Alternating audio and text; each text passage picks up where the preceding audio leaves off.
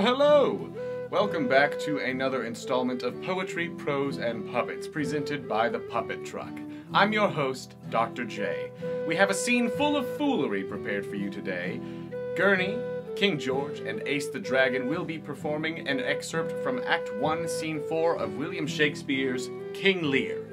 In this scene, we find Lear, played by George, and his servant, played by Ace, at the castle when the Fool arrives, played by Gurney. The Fool comes in to tell Lear that he has made a bad decision dividing his kingdom up amongst his daughters.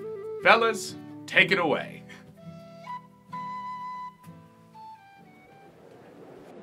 How now, my pretty knave, how dost thou? Sirrah, you were best take my coxcomb. Why, fool? Why, for taking one's part that's out of favor. Nay, thou canst not smile as the wind sits, thou'lt catch cold shortly. Here, take my coxcomb. Why, this fellow has banished 2 on's daughters, and did the 3rd a blessing against his will. If thou follow him, thou must needs wear my coxcomb.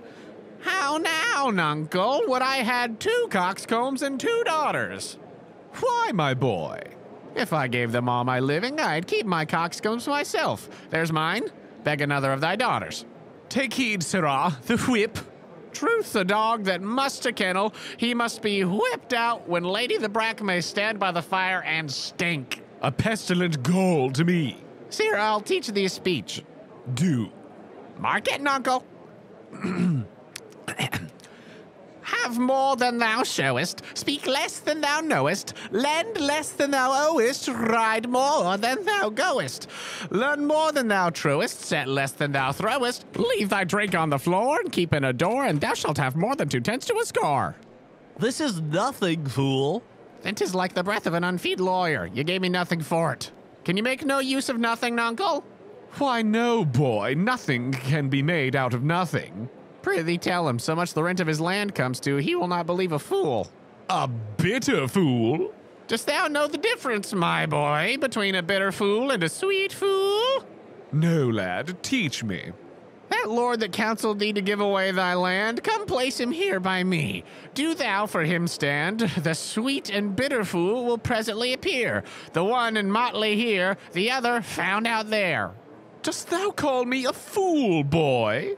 All thy other titles thou hast given away that thou was born with. This is not altogether fool, my lord. No, faith, lords and great men will not let me. If I had a monopoly out, they would have part on't, and ladies too. They will not let me have all fool to myself. They'll be snatching. Give me an egg, nuncle, and I'll give thee 2 crowns. What 2 crowns shall they be? Why, after I've cut the egg in the middle and eat up the meat, the 2 crowns of the egg. When thou clovest thy crown in the middle and gavest away both parts, thou borest thy mule on thy back o'er the dirt. Thou hadst little wit in thy bald crown when thou gavest thy golden one away.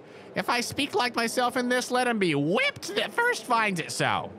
Fools had ne'er less wit in a year, for wise men are grown foppish. They know not when their wits to wear, their manners are so apish.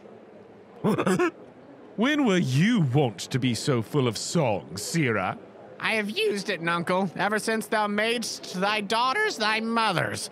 For when thou gavest them the rod and putst down thine own breeches, and they for sod and joy did weep, and I for sorrow song, that such a king should play bo peep and go the fools among. Prithee, nuncle, keep a schoolmaster that can teach thy fool to lie. I would fain learn to lie. And you lie, sirrah, we'll have you whipped. I marvel what kin thou and thy daughters are. They'll have me whipped for speaking true, thou'lt have me whipped for lying, and sometimes I'm whipped for holding my peace. I'd rather be any kind of thing than a fool. And yet, I would not be thee, nuncle. Thou hast paired thy wit of both sides and left nothing in the middle. Here comes one of the pairings.